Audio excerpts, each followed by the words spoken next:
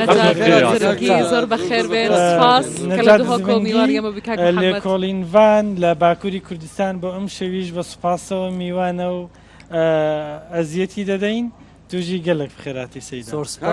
دوێنێشەوە بەنامەکە گفتوگە زۆر گەرم و ئینشاڵڵا ئەمشەویش زۆر گەرم منیشی وەدارم دەستی پێکە سڵاوە حەزکردم بۆ هەمی بینەرانی خۆشەویست زۆر سپاس زۆر بەخێر بێن مەلای زیری شخوا بابەتەکە گەلێکی گرنگ و بابەتەکە سەفقاتە زۆر حەزە لە مەلای جزیری دایم شعرەکانی ئەوەڵی شعری مەلای جزیریش بۆ مێ دبستانەکە ئەخلاق و ئەدەبیاتە کوردی و کورد پەروەریە هەرێ ڕاستیژی وڵەیە بەلکی هەرێک بچاوێکی دلێ نەرشخوا بێگومان ینی مژارین ئاینیژی گەلێکی ئای زمان حەزکردنا خۆدایە دلۆڤانی جا ئەف مژاری هاانی تەفد میوانی خۆرناس بکەن ئەمێ گەفتوگۆ بکەن ئەم ببێ هەلبەستە هاانی بخوا ئەو ناوی ئەحمەدز باوەڕ دکن دبێ ئەحمەدم سینە سپەرنە پێشبەر یا پێشبەرێ تیرا فەلەکێ داوەدارێ تەمە ئیرۆ توژی دەحلێ وەرە دەر هەرێ بوو یێ بەرنیاسە بناوێ مەلای جزیریش بەلکو ئەوی دەستپێکە ژیەخۆ مەڵاتی کردە و دەستپێکێ بابێ خۆ شێخ محەممەدی خاندیە و پاشی هاتیە ئامێدیە لێرێ مەڵا مەدرسە قوبەهان خاندیە دیسا کوێ جلەمێریە و پاشی کوێ ئامەدێ پشتی ئیجازە مەڵاتیە وەرگرتیە لێ گوندێ سەرپا یا سەر ئامەدێ بە لێرێ دەست گوتینە و ئیجازێت مەڵاتیە داینە پاشی پشتی اینگێ مدەهەکی زڤریڤە کوێ جزیرە بووتا لە مەدرسە سۆر دەست داینە و هینگێشنی دەست مەسەلە سۆفیگەریەکی دێ و بوویە سۆفی و لەومە لە دەستپێکی بە مەڵاتی بێژنێ مەڵای جزیریە بخو شێخ ئەحمەدێ کوڕێ شێخ محەممەدێ بەهوتیە ئەنساریە جزیریە بەێ یعنی وی تەواو خینە مەلایەتیە تەواو کردی و ئەو عالمە عالمێ شەرعیە و ئیجازە دایە بۆ هێنگێ دازە بابەت بوون بابەتێت مەڵاتیە ئەوی دەست پێداینە ئیجازە پێوەرگیتە ئیجازە داینە فەقییان و پشتینگێ بووە خۆت بەکش خۆت بێت سۆفیگەریە کوردی و خوددانێ فەلسەفەکە جداش یا سۆفیگەریە عەربی ئەوان یا ئیرانی یا ترکی و ئەف کتێبێژی مە سەرچێکی دێ فەلسەفەة العشق الإلهي في شعر الجزيري بس یعنی عەربیە چێکیدی کاک محەممەد سۆفیگەرەکەی ئەو سۆفیگەرێکی کوردیە ئەنی کوردانەی پێوە دیارە لەگەیان لەگەڵ فارس و تورکان چییە؟ چ جودایەکی هەیە؟ جودایە بووچی چونکووی تیورەکە جودە هەبووە یا عەربی ئەوە بێگە متەسەویفەت بەغداد بەڕاپتر بەغداد ئەبوون ئۆنیەت ئیرانی چونکو ئەوی بابەتێ وجودا ئێکێ وجودا ئێکێ وجودا دوێ یا مەخلوقی ئەو بێژێت ئەمبێکس فەیلسوفێ یونانی بێژێت چهار مادە پێک دێتن وجودا دوێ باە و هەوا و ئاگر و ئاف بەس ئەو چیت بێژێت ئەو بێژ مادەکی مفعلێت گەل هەی قووەتە ڕاکێش و یا ڕاکێش و یا پالدەر بووان مادە وجودا دوێ پێکاتی بەس مەڵای جزیر بێژێت نە بێژێت عشق حەزکردن ئەڤین عشق ئەڤین ئەvە بووە مادە مفعل یە ئەکتیفیەک و ئەف مادە تێک هەلکردین و وجود جێ پەیدا بووی وجودا دوێ چونکو وجودایەکێ رب العالمینە باشە کاک محەممەد تۆ هەموو شعرەکانی مەلای جزیریت خوێندۆتەوە بەێ مەیت خواندین مەیت شەرحشی کردین بەس ژمێژە باشە لەو شعرانەی کە تۆ خوێندوتەوە کامەیان بەلای تۆوە سەرنجڕاکێشترینە کە دایم لە هێزری تۆیە نسبەت وی دیوانە خۆل 1940 یا تمام نوێزی خەڵسکردی پشتی اینگێ وی شعرێک ناو 1500 میری الوان هەساڵەدا وی ئەی شعرەشەی الله تەجەلایە ئەزەل ئەvە قووەترین هەلبەستە جزیریەک و فکرەوەی هەمی یا فختەوێ گیرێت وێرێتەوە یعنی ئەو بەلای تۆوە سەرنجڕاکێشترینە الله باش. تجلى يا كاك أزل. نجات إت الباتك كيجان راكي ولو بيتر بالاتك شاندي أف عيني هلبستي أبلي إت كاك نجات إت شيء كيجان هلبست بۆ شعرا جززیری دەبێژی ینی هەمیشە شعری جززیری بۆ من سەرمەستینە و لوتکەیە شعرا کوردیە كامل همویان زیاتر دكيجان يتفلسفاوي الديار دبولو الباتل ینی ئەوە بۆ خۆ دەڵێ پر لەعل و در تەشکلکێ عشق ئانینە نەزما سلکێ عشق دەربەر و بەحر و ملکێ عشق زانم تو خاقانی مەلا ینی ژیانی مەلا فەلسفەی مەلا هەر بە عشق هاتیە هۆناندن ئەوە سەراپا عشقە هەمیشە بۆ من بباندۆرە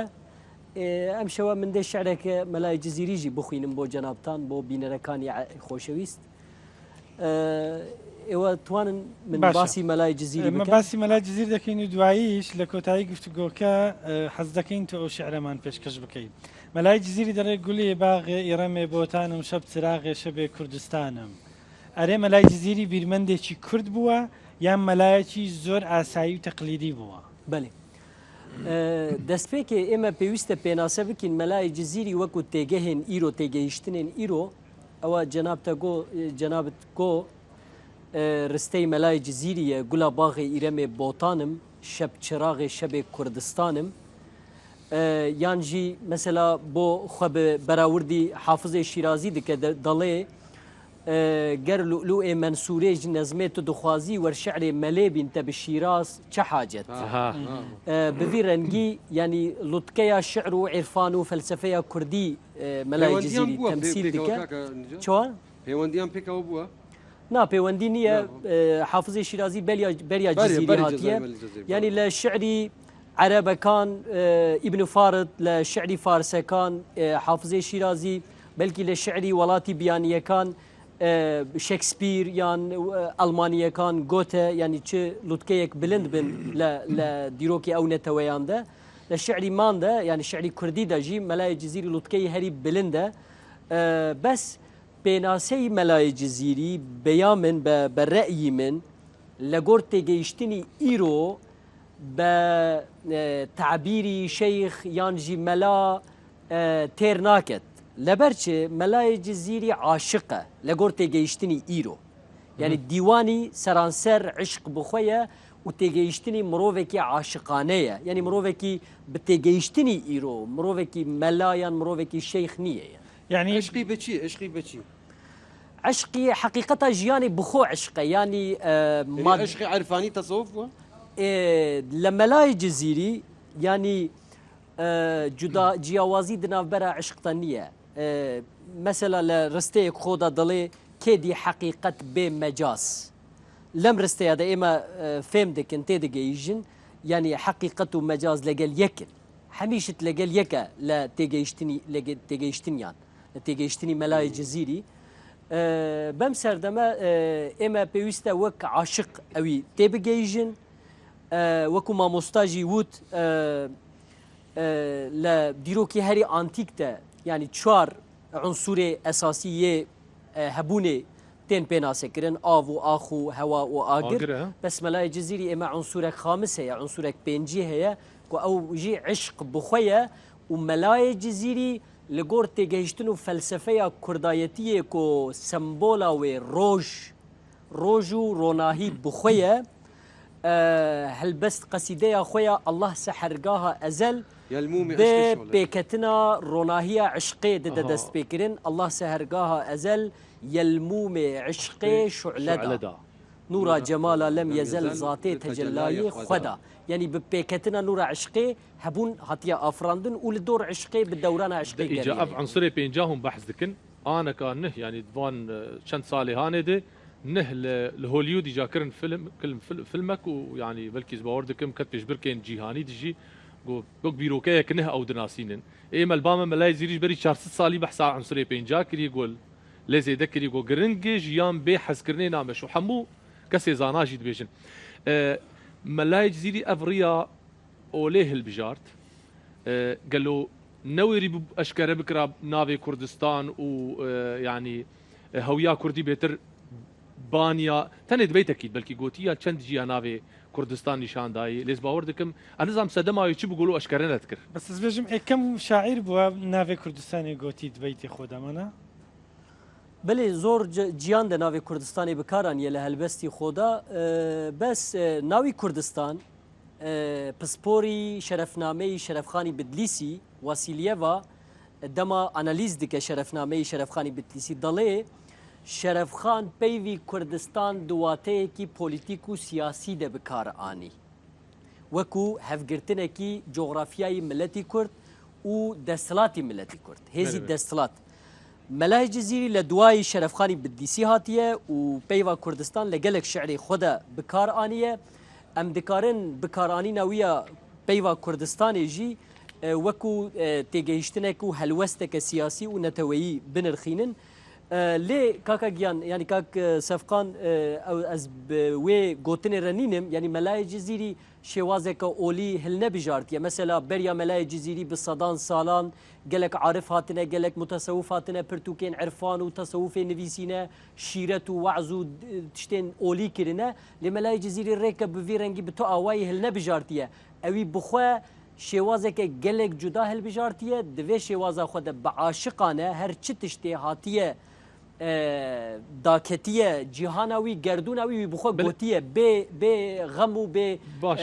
fikar ئەم ji mamoste pirsin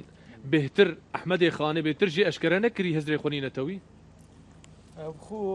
درستی ئەحمەدێ خانەیەکە بێژین سەر کێشێ حسا ئەحساسا نەتەوی چیت بنێوەعیە نەتەوی ئەوی یادارشتیت مەموزینێدا ئەو پشتی مەڵاوی جزیری 5 ساڵە وی وەختی میرێ بایەزیدێ و ئەو vêkira pêkira ev fikre serewanda bû wî dewlet dana bû ew mîrê wê fetrê ya biçîk ya miseğer ya kurd û ev fikra wî bû û wî darêştî û heta vê gavêt bite raêde حس الوعي القومي الكردي أبدا حتى عرب جي في أساس يتكتب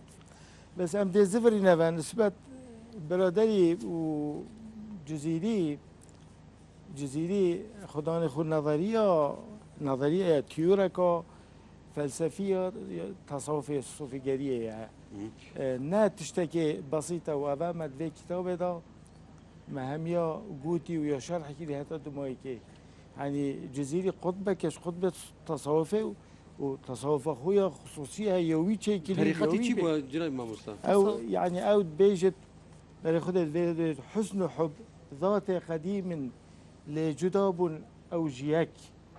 لأنها اسم حدوث حكمة تفصيل وبو يك ذات سرشرينا بو جلال وحسن سر یک ده قلب اهل دل نار و جلال و جذبه بو جذبه یعنی جذبه او برای خود صحبتوی او بیش یعنی عشق اساسی هو صوب رنگی بو که قلب زری و یعنی چکو تصوف احتیامیه سه جور تصوف هنا احتیامی اجتماعي يا هي وأبا فلسفي بجوي يا فكري يوي اهتيامي بو اهتيامي أو صوفياتية يقول لش يقول جانيا جنكي كي الريق بو جانيا خدائي يعني تريك عشق جانيا جنكي دا خدت برسن أبا هزراوانا وي قالك شعر قوتينا بو سلمى كيا أري سلمى خوشتوياوي بوا أن تعبيرك مجازية بو عشقا خدائي او سلمى هندك روايات تين بيجن خشكا ميره بوتا بويا ويا بويا هندك بيجن يا ميره جلاميرجي بويا نوفي بس بو يا درست وقت تصوف حتى ابن الفارض جي في صحبتي كاتن او جنيك دفون يعني عنصر جنكيه چنوی سلما بت سلوا بت لو بت ون جنكه يعني مروفا هر مروفا چه جنك يعني وي باوري بعشقة بين هردو رجز جنو ظلامي هبوا اوي او وی پی نبویه بوچی چونکه حتی وی جن اینایا او بیجن جن اینان مروفيت انت حضيض الرخصة يعني مروفي كيم كتن او يسوي بويا نمو سوي بويا جنين هتا دمويكيا او بيجت عشقة يعني حب جسماني دروجن يعني عمري بيت كي تدرج يعني قيمة المتي بس عشقة خداي مينت حتى بشتي مرنيجيك القيامات يجي دف فون فيلسوفات مينت بيجا او عاشقة جانيا خداينا وبريكا جنكي او فيلسوفة عربة عامة الوجود يعني اكيد بيجن وحدة الوجود وبتشد جمال الجانية هاد تشتكي بس اوان او او صوفية ايراننا سعدي شيرازية مولوية هذا همي جماعات اهتيامنا يعني فلسفة اهتيامية باشا سيدة نجاد ديار سيدة محمد بيجيد وي باوري بعشقة بين جنك وظلامي نبوة وصا تعبيرك مجازي بو زيادتر بو ديتنا خدي تو چد بيجي تو هاوراي لقل او؟ نعم من برواجي ام فكره دفكر ملاي جزيري برتوكك تصوف ننوسيه دبي ام فيا تيبي جيجن قال لك كسان برتوكين تصوف نوسينا بله يعني مثلا شاهي نقشبند عبيد الله احرار نظام معروف كرخي قال لك كسان بحث تصوفي كرنا تيجين تصوفي شوازن تصوفي دبي ملاي جزيري بوي رنگي برتوكك ننويسيه اوي بخو شوازك جدا بكار انيه لبركو وينا خو سينوردار نكريه و بيناسه نكريه نابكو اموي سينوردار بكن و بيناسه بكن و بوي رنگي بخوازن تي بگهيجن يعني وك اولدارك وي شعر ننفيسينا ناكاكا يعني بوك اولدارك هلبت ننوسيه يعني قالك شعر كان هنا يعني لدجي تيجيشتنا اوليا سردستن يعني اوليا وكوتي تشي بومن مثلا ميناكك بدم مثلا بو يارا خدلي اي يارا من هجر تشوينا سجده بوتا شرك با بوتا شرك با دي ساجي ازيد بوتا بيشم سجده بو عشق اخو بنيره يعني اما قلتلك مجازي يار خديه يعني هجر يار خديه با خود تشوينا سجده بو خديه شرك نيه يعني اوات تشتكي بقدر قيمته شرك بو تشيه بو جبلي خديه تشوينا سجده لا تشتكي بو تشتكي دي اما جنكه اما تشتكي ديكيه يعني تيجهشتنا وان لسر تيجهشتني عشق افابويه بس بوچه هناك تيجهن تصوفي بكار انينا من بمشي ويا شيروفدكم حموكس او قماشي او مالي لكاتي خودا تيتا تشكرن افراندن او قماشي بكارتينا وي مالي وي مالزمي بكارتينا لسردمي ويدا او قماشي غوتني عشقي ترمو تيجهن ترمينولوجيا عشقي ترمينولوجيا تصوفي بو يعني تصوف بو فيا مناسب بو مساعد بو ويجي او تيجه بكار انينا يعني افناي وواتيك واملاي جزيري وك واعزكي اولداريه يعني تصوفي بناف بكن بيناسه بكن وسينوردار بكن بيا من ديواناوي وعرفاناوي وفلسفياوي قال لك وخيانوسه كبر فراه يعني او اولدار نبوه شعري شعري اولينينا يعني دركتيش اولي يعني تشتكي دي بكارينا وك سيدة نجاد بيجي او خو هندي صوفيجريه وشريعتها افا من حايك افا هو بشت يليك ناقنجد بوتا بيجم او بيجن صوفي عام بيجن الرسل طولت الطريق الى الله پیغمبر ريك خدايا دريشتي ام دي كرد كين ما يكرد كي يعني حتى او نقشبنديه نقشبندي بيجن ما اف طريقه افريكا يعني افريبازا نقشبنديه سيده نقشبنديه يا ورقتي اشكي ايش ايكي حتى جهه ابو بكر الصديق ايش پیغمبر يا ورقتي هند ريكي دي هند ريبازا دي سوفيتيه مثلا دي بيجن يا هي افت قادري بيجن حتى جهه قادري حضرت علي مولا حتى امام علي مولوي جيت بيجن ماش ياش ابو بكري ورقتي من حتى زفرينون جيك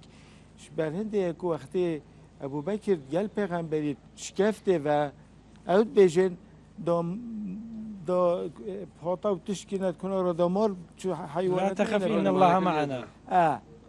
بجا چکر کنه که ماد بشن ابو بکری پیخو پیونا دی پشکی پیونا بله بجا سر خوش ایش خود زفری وگا بشی مولوی و طالت برا هذا زيفرنا باشا ازی که یانو سا سيدا نوكا تدبيجي ملاي جزيري أولدارك تصوف بوا بله بس سيدا نجد بيجي أو نا أولدارا وي قبل كنت بيننا نقشة نظرية بنديجي تشتك دي إنايا بس استفادش تصوف فكرية يعني تو شوادي بوما عندك نمونة عندك دليل بوما بيجا يعني وي بحسيت شي كريا الديني دا يعني الرأي الديني وي شي بوا تيجيشني أو بو دين بوا تو مدوید تکل نبت شریعت و صوفیاتی او بيجنا شريعتي بيجنا علمك علم الورق ورقي قاقزي ودبينا يا صوفياتي علم الخرق أبا علم الكرامة يا أبي علم مالاتية يا شريعتي أبيا تجارة أبا جالك ایک مسارکن هر دو بیگ وچه واضحه بدرجای میجوی اسلامیش ام دوانا زور زار تک جیرانی سهروردی حلاج ابن عربی زور قربانیش هيا لو باريوا ایک بیشت صوفیه وقتی شطحات بون چید بن اخفنا هم ودن بیشت کفرت بدین الله والكفر واجب علي وعند المسلمين قبيح بالي خدي هند اما حلاجي بخد قلتي اني انا الله وما تحت هذه الجبه سوى الله اوانا بيشتتاب حتى ماني صوفي واضحا ملاج زي تشتكي صاغوتيا اشتي حلاجي مثلا يعني ابن عربي يقولتي بس من وانا كده هندي جانا فيها كده وبدخميت في شرح ومدا وده شرحي بوهيل من فيره وخراب ترجي كوغوتي شطح بله اسم الله جزيري نريناوي لهمبر اولداريا تشابوا او بخوب تبيجم همي ملاية كردا صورة بهدينا همي اشعرينا وهمي سنينا سنين او جي اشعري سني بوا او جي اشعري سنية ملايك تقليدي بوا نا عالم بويا اي عالم بويا بس تزاني عالم شريعتي هي وتقول يعني عالم تصوفي يعني او يتهرت كابو اجازه جدا المدرسه صور او بس او ضديك بوينا قالك جاره شواوي شيايات توفيق بكد بين هردوكا مثلا ميناك استا اجازه دابه مروفكي ميناك هي كي مثلا اجازه دايك كي مثلا دب في جلسه ورینشتینه ام در رابینچین دراسه که میدانی که این چین اجازه اینین مدرسه خوب بانکوی خواندی آن اجازه در فلان ملای ام بوچی مزنت خوب کم کن بوچی هم شعار تو بوچ ودبيني كو كيم كرنا بوچی يعني کم حکم کرنا يعني او تدبيني او كيم كرنا اري سيدا نجات بوچ يعني ملا جزيري كيم از دبيجن ملا جزيري اوقيانوس كه هگر امي بكن گولكي امي بكن قابكي بچوكي تانك د دست خدا ام بيجن مذهبوي اشعريه طريقتوي نقشبنديه فلان ام وي كيم دكن دوي دمدا لبركو ملا جزيري مروفكي وسايكو دينوي عشقه او دين عشقيكو تاج محي الدين عربيجي بحثا وهاتيه كردن أن توجهت ركائبه فالحب ديني وإيماني دو بنجهي وهنا أفدا حمي كلاسيكين كردي دجي واتيو فلسفية سردسته يكتشيه فلسفية وحدتي وجودية كو حمي هبون خداوند بخوية يعني ده حمي هبون ده خداوند هي حمي هبون خداوند بخوية نابكو مروف جهف جدابك جيك جدابك يك اف يادوي ملاي جزيري ده شعرها خده بأوايك ديارو أشكرا فكرة وحدة أديان يعني يكتيا دينان لقل نظرة ملاي جزيري حمي دين يكن يعني هاتو زردشتي بي هاتو مسلمان بي هاتو فلا بي هاتو جوبي جداهينينا أمي ميناك بدن بلي أمي ميناك بدن يعني أز شد بيجم مثلا ملاي جزيري نقشبندي فلانية يعني هندك كسانجي قوتنا ملاي جزيري أحرارية أود بقصدا قنشتي هندكن نيجوان بلي هنجنك ديريفتين قصتا كنشتي هندك نيجوان من دري خمار بس مثلا خو نسبتي ميخانه دكه جبر ام نکارن بیجن ملای جزیری سرخوشه کی میخانه بوجی یعنی ابو واتجی در ناکوه دگل کو وی پیوی دکه یعنی جبونا ملای جزیری حقیقتا جیان عشق بخویه تو بچی کی دره تو بچی گل کی جان طریقته تو بچی گل کی جان تگهشتنی هگر تو بوی تگهشتنا عشقی بچی پرسکرک نیه بس هگر تو جوی عشقی بپار بی تو بچی کر بفیده مثلا میناکه که من بدم تبیجه وی مجاله کو جمالا خو تجلا دکری لازم سجده ببین برته دوی گاو دمی سجده بن برته رواية ده حمید مذهب و دینان کی دبت مشرک و کافر جوی شیرین فمی چونه یارا خود بیجه ده حمید مذهب و دینان ده بیجه یعنی مروه کی به تگهشتن نزیکاتی نشانه هبونه واته بده امرابن ویا به مذهب کی به دینه کی به تشته کی سینوردار بکن یعنی لای او هیچ جوازینیه لنیوان آینه کان همو یان سجده بو خوا دبن لبروش خماري بس دما خماري بس دما من اما ظلم ام نای واته ملای جزیری مروه کی ماتریالیسته لدین دوره لخوای گوره دوره تشته کی وسا نابیجم بس بوی همیشه تجلیات خودیه یعنی خدا چیه خدا یعنی لكوزموس لگردون ده يعني انرجي وهبونا هري جوريه اصلي تصوف عرفان هرويه محمد امين بلكي شديد بس نتواني فيا وكو نقشبنديتي وكو اشعريتي وكو تصوف سينوردار بك من اعتراض سيدة محمد توتو تشبه زاني وحدة الوجود او اساس هي فكرك تبيتتا وجود همي وجود دوي نيايكي چونکو دف فلسفه صوفی وجود دونه بیتتا جوهر وجود همی جوهر و خدیه عرض جوهر و عرض و مظهر اوه تو پیش شوف بینی وجوده اوه تو بینی و عرض او تشتی تدا گورنی تدا نیه دمیه تاوی مثلا پایزا زفستانه رنگ بدل بود بیتتا و کون همی خدایه جوهر کونی همی خدایه اما یا همی فیلسوفیت بسرمانه فکره بجای که ویگاوه اسرابم باشه بوچی پا گوته نوه نشانی شعر نویسینه آلمانی و منزلت های بلند که ویگا از بیشم شعره که بسر و بره یه وکی محمد امی دوست که شعره اویدر بیشد نه او فیلسوفه وی فکر خواه که شعره دا باشه سیده یه پریکا شعره در باز کرد از دی پریکا پخشار در باز باشه اما بسی که قدم دستوریان هیا من رسته ملای جزیری بیناک بدن بو گرینگ یعنی گرینگ گوتنا ملای جزیریه اما جیب پرسن تو کی تو چه دفکری مثلا ملای جزیری اما بس ما بزنم دینداری لبیر و هزری ملای جزیری چون بوا بله که دینداری ایمه لکردستان باوا جدایه بله دینداری تقلیدیه تراثیه يعني واضحة حرام روج نوج من ما بسمع لقلا تو ولامي وشم بديوا بلي دينداري بمرنجه مثلا ابا رستي ملاي جزيريه انورا رنگ فرشته بشرا حوري سرشت ياج مسكا ختن خال وختو كاغول وخشت گرخو نشان سقر دكرت حوري بهشت كعبيات نبت او بوتگديه ديرو كنشت يعني لم رستيان ده دياره ملاي جزيري ما بس عشق بخويا حسكرم بخويا يار بخويا او يار هركس لغورا خود كاره بيناسي یک جدا لي بك ملاي جزيري ديار نكريه بس لغوروي بوتكده كعبه دير كنشت اما همان شيء سيدا لا تجيشتني تراثي اسلامي عشقي بيني دور رقص حرام رقص بيدراونيه ميناكي بدن يعني مثلا ما مستاين ما دبيجن شيء دبين ملاي جزيري بحث عشقا خداي كريه بحث عشقا بشري نكريه عشقا بشري اما ميناك دبيجن نظرك وي بشري لبشكري حوري سرشتي نادرم از بميو كوسر حورين دبهشتي ملام القردنه نظرك وي بهش بشري دبيجه هدي شو بيجي باشا سيدة محمد تو تضلي لسر امانه امباسي يعني رونا بويكا امباسي دلي من اوم دوي نايدم ناي غورمو بوي بهشت تصاني عندك اف ريبوزا تصوفي او مذاهب يعني هند أوان أفكارت ما وهند تشيت ما يعني حتى الشرعي وأكرتوا بشيء منا بيشك بد- بالانتر دل- باخفي دل كعبية بله مولاي لي نار كليم إيساي لي رمزة أنا الحق دايا لي باور بكن منصورة دل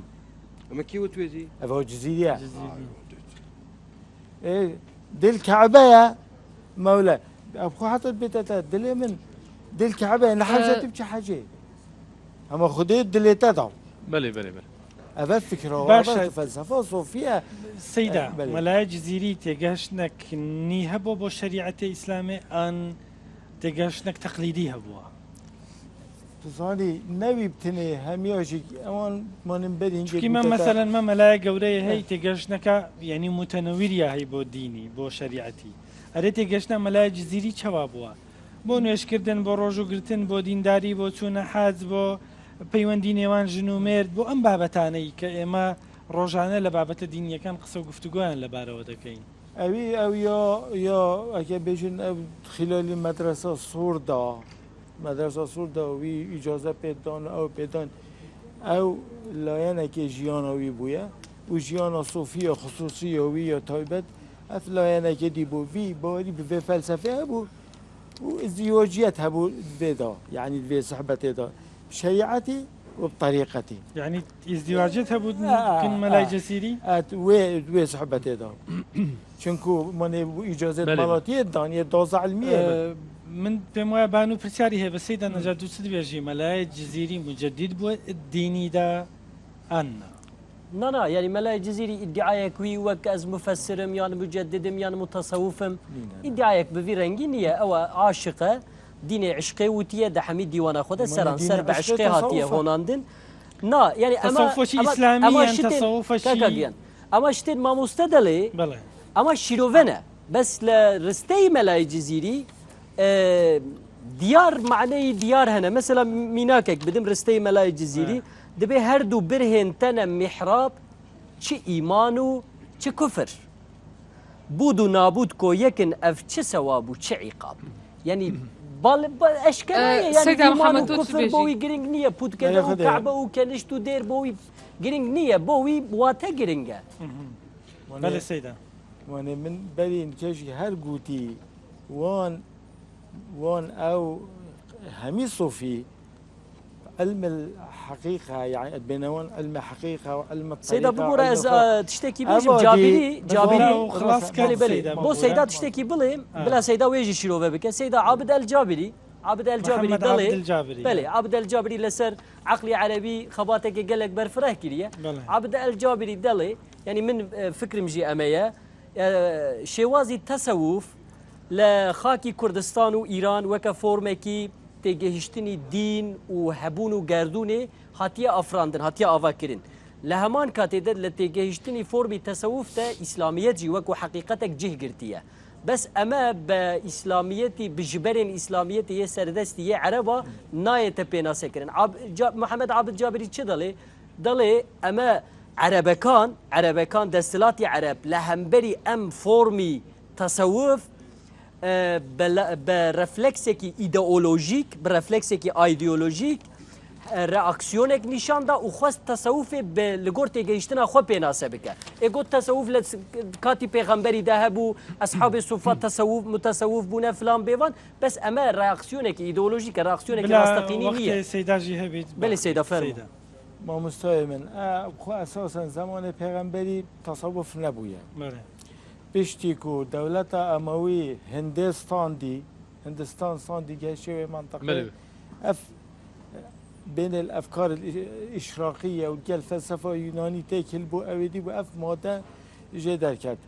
يعني زمان پیغمبري تصوف نبويه زهد هبويه وصوفية زهد يكيري أول مقام التصوف أول مقام زهد حتى جهته الفناء آخر مقام التصوف أنا تشكوت بيجي وی باوەڕی بفەنافی الله هەبووە مەلای جزیری بله چرا امام مستا بله حضرت الشيخ عبد الرحمن خالص حضرت الشيخ عبد الرحمن خالص كسلسلة طريقتي طالبانية يعني علوية القادرية الطالباني لكركوكا للشعر كي فارسي دليت مسلمان معنی دەکەم بۆتان مسلمانان چه هاڵستین زکار خیش حیرانم نه راه شر میپویم نه کافر نه مسلمانم وقتی کسی که لە طریقت بە مەقامی فەنافیلا دەگەیت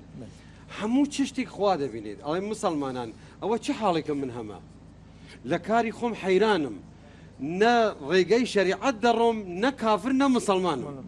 یعنی کەسێک لە طریقت لە بواری طریقت بە مەقامی فەنافیلا دەگەێت یعنی بە مەقامی قوتب دەگەێت قوتب الأختاب دەگەێت هەموو چشتی خوا دەبینێت باشە هەن زێدەتر ئەم سەر هزرا نەتەوەیی یا مەلایەکی زیری باخبین ئەرێ مەلایەکی زیری باوەڕ دروستکردنە دەوڵەتە کوردستانی هەبووە بله بۆ من شعری مەلای جزیری خانێ خانان و ئەی شەهینشاهێ معەزەم ئیشارەت بباڵ دەولەت و دەسەڵاتی کوردی دکە مەسەلا لە قەسیدەی خۆی ئەی شەهینشاهێ معەزەمدا دڵێ ئەی شەهینشاهێ معەزەم حەق نیگاهدارێ تەبی سوورەئێ ئینا فەتەحنا دۆڕ و مادارێ تەبی لەوێ شعرێدا مەلای جزیری ببەرفرەهی تێگەهیشتن و فەلسەفەیە دەولەتێ بە تایبەت دەولەتبوونی کوردی سەد وەکی شاهێ خوڕەسانێ دفەروارێ تەبی ینی کوردستان دبن حکومێ تەبی ئیقلیمێ ڕابعژی تو بکاربی دەستێ خۆ درێژ بکی ئەوە شعرە بتایبەت بۆ میرێ بۆتان و بۆ دەستەڵاتە کوردی نووسیە ji ber wê yekê em dikarin bi hêsanî bibêjin ku di felsefeya melayê cizîrî de neteweya Kurdî û têgehîştina serwerî û desthilatdariya Kurdî heye diyare belê di şereke dî de wiha dibêje bêguman helbestvana hunermenda ziman û kultura me û çanda me parastin heyanî îro ro çilo got Qur'ana pîroz zimanê erebî parastî heya îro ew yanî melayê zîrî yek ji wan em bibêjin em nebêjin lê em nizanim çima bi sê zimana nivîsandî gelo زمانی کوردی تێراوی نەتکرد گەلۆ یعنی ئەو مودێل هەبووە چاغاهانێ وەک شیرازی وەکوانێدن یعنی ریسالەکە بۆ ینی چ دخواست چما بسێ زمانان نویساندی ینی نەجززیری بسێ زمانە نویسیە تەنێک کوردی نویسیە چاوا مانەتە و دایر و مندۆرێ تەبی ئەو دۆڕ و مادار نا ئەو تعبیر هەمی زمان پێی و تێگان هەر دگرن و ددن هەب ئەوەیە دبە زمانی دبە ماڵێوی زمانی ینی نابە ئیدی تێگەهێکە بیانی یعنی ئەو تێگەهێن هەنێک تێگەهێن هەلبەت فارسیژی هەنە عەرەبیژی هەنە کۆمەلای جززیری جوان زمانە وەرگفراوی تەنها کوردی بووە فکراوی تەنها کوردی بووە بەێ بەێ مەسەلا ڕستەیەکی مەلای جززیری بێژم دەبێ بسوور و هەیبەت و سەهمێ خۆپەری بتەشین لە بۆتان سوڵتانی یعنی وەکو ئۆرژین وەکو ناوەند بۆتان نیشان دەدە بتەبلخانەیە شاهی وەرە تەخت کۆتو ئیرۆ شەهێ کوردستانی یعنی وەکو نەتەوایەتی چییە ئەس کیمە یێ لە دەرڤەیە من و لە دژی من کیە پێناسەکردنا ئەمەیە ینی تعریف کۆ ئەم دەبێژن یا یعنی جامعێ ئەفرادێ خۆ مانعێ ئەغیارێ خۆ دەبێت پێناسە ئەوە مەلای جززیری di şerê xwe de destilata Kurdî şehîtiya Kurdistanî bûnê di şerê xwe de gelek diyar dike lê mesela wexta behsa Türkan dike bi çi rengî behsa Türkan dike seran ser dîwana cizîrî de mesela risteyekê rasta rast mînak bidim dikarim şîrove tenê jî bikim bes dibêje Türkê xwînrêz û xumarê me bi yek xemzeyekê zuhdê çil sale li min zêr û zeber kir ji esas yanî li seranserî dîwanî cizîrî Türk wekû miletekî xwînrêz وەکو ملەتێکی ئێریشکار داگرکەر یەغماکەر هاتیە بنافکردن بەس جززیری ئەف هەمیشت وەکو سمبۆل وەکو ئیمگە مەتافۆر بکار ئانینە لێ دە هەمان کاتێدا چەوە ئەمێ وانە وەکە مەتافۆر بنرخینن وەکە مەجاز وەکە بەلاغەت بنرخینن دە هەمان کاتێدا ئەم دکارن ژڤان ڕستەیان وێ واتەیەژی دەرخن کۆ جززیری بەحسا خانێ خاناتیە سەروەری و دەستڵاتە کوردستانی دکە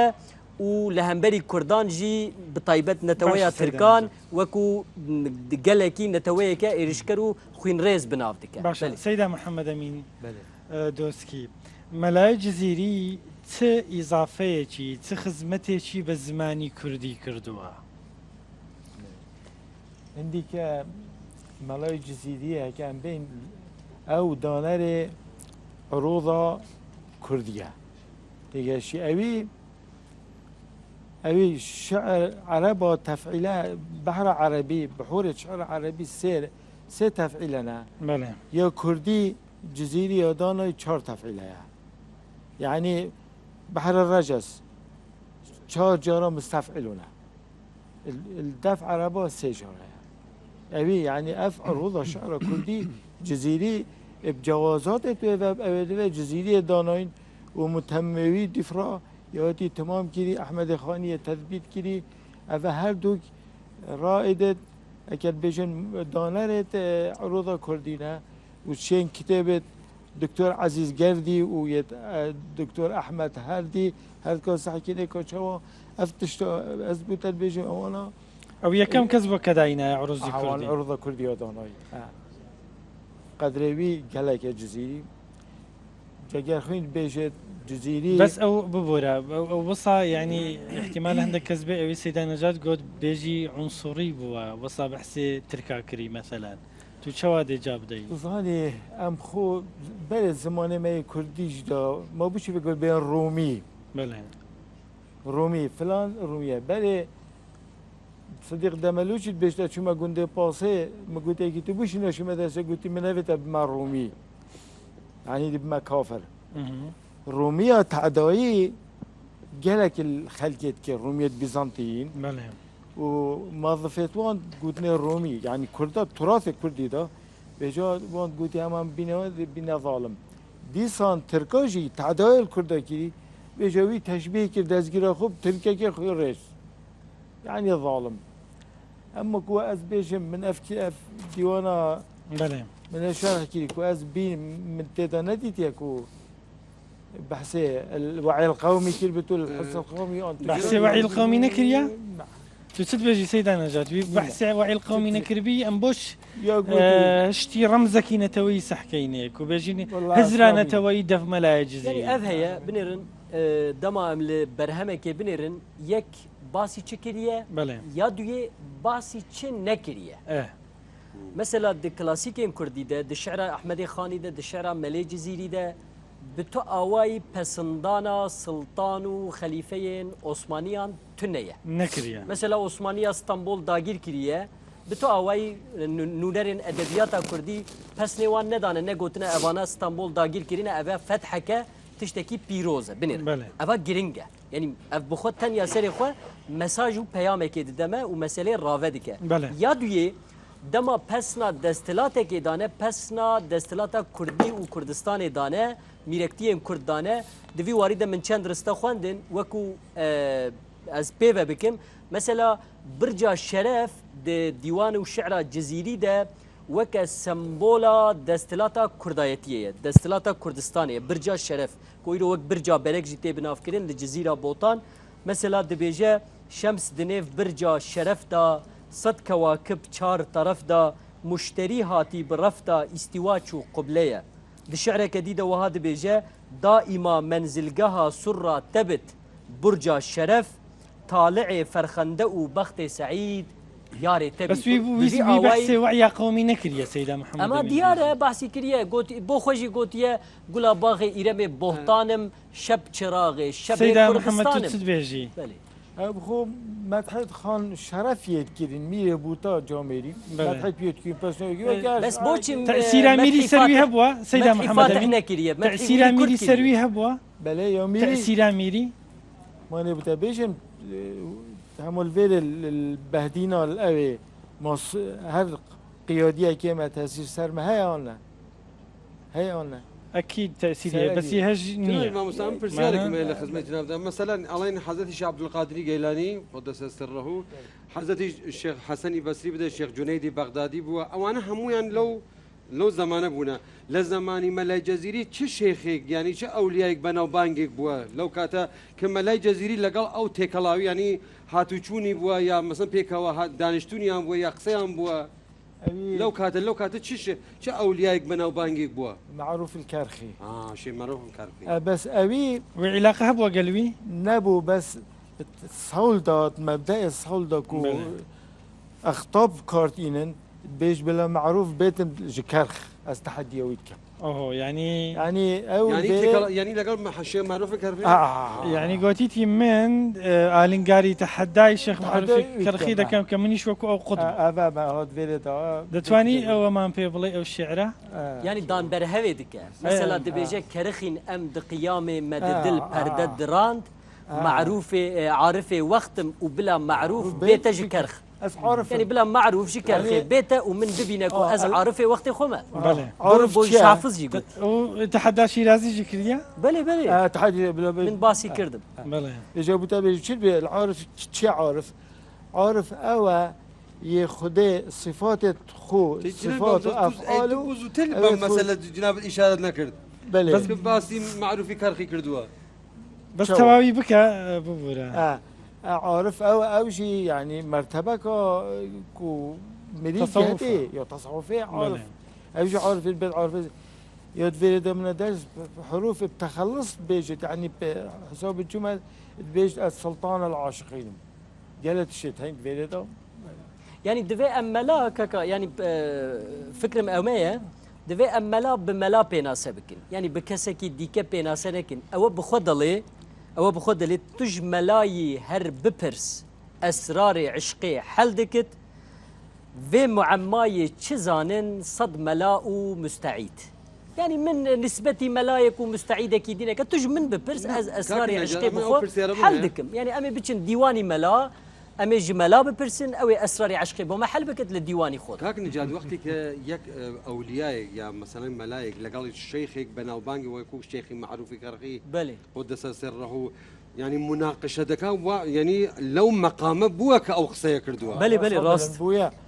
يعني أقل لو مقام النبي يعني كهزبو بو قصة كان كبير راناقري يعني ملاي جزيري فيد بيجا خبوان را ددا برهف يعني او كسايتين كوتين زانين وكا حافظي شيرازي ماغوت قر لؤلؤ منصور جنظمه تدخوازي والشعر مليبين تب الشيراز حاجت يعني نبي ويستتبچي شيرازي كوچوا شاعرك پسني ملاي جزيري دايه دبي حافظ لناف فارسان او تشتك بيك اني تشتك افران لبلي ملا لكردستان مال خو افراند و يدي بيوستي بكردان نهشت كو كرد بچن ج شيرازي بگرن ولجيه كي دي مثلا حافظ شاعر كي گوري فارساني ويدمه فروخي بويا مثلا ملاي جزيري خود ده بر فروخي جد بيت نشان من مدى فرخي كل نك من بويا فرخ يعني وكا شركه اجازه اوردكم يكي ابا مقامك جدايه ابا تيجيشتنك بالايه ابا فلسفه جیاواز دوی ام ویت بگیجن و بی آوای نقاش بکن از ویت بیش بلي ما مستشخوا بيجومان ام بمن حياسبه جي ملايزري داوينا بالفلسفه كو وقت قوت برينا وحرد واجي كرم كرش قدستي وصاغ بوتشيكي قدستي هيد شيرو فكرنا ملايزري برم حوجداري شيرو فكرنين هلبستي فيدي اجا تشتكي جمر بخوينج هلبستي ملايزري بلي هجر هبه الشعره ببورن موسيقى بيويز دكا موزيك هبه باشه خوش موسيقى هبه باشا نقاسم قانون يعني هبه زي بدستور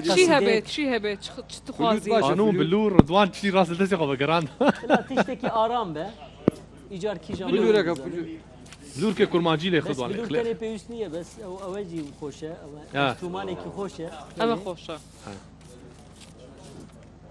مايكا كتبوا بينهم كاكا بلي دبا هو مايكا وتفي تعرف عبرة وكي ملاي جزيري بمجاري دين وتصوف وتيجيشتن وفلسفة جيتيتا نقاش كرين من قصيدة كي شعر كي ملاي جزيري بخوي نما ما تيجيشتني ويجي ديار ديك درست بل ميوزيك دست بيب كابي زحمت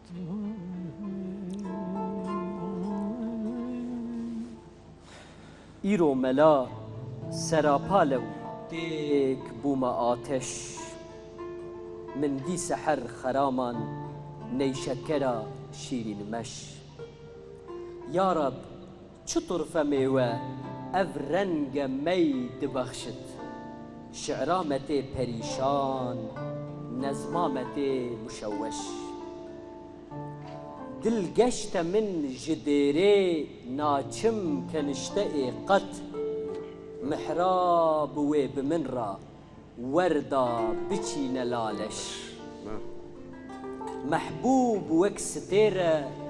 گووند و عشق بازي تيكل بچين سماي هشيار و مست و سرخوش حيوان لكو دمينت ام مفتی زمانین بیتن جدست ساقی جاما زلالی بخش ور گهد چند گنایه شیرین کوبین سمایه جامه بنوش ویران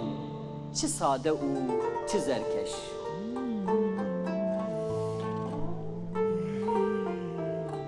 طالع كوتيت وفرسات مهلت لنك حرامة من عمري نوحي نينا ورساقيو بلسخوش نيشكرا شيرين قد مجدست مي دفيتن داسينة بي جلادين روشن بكين دلي رش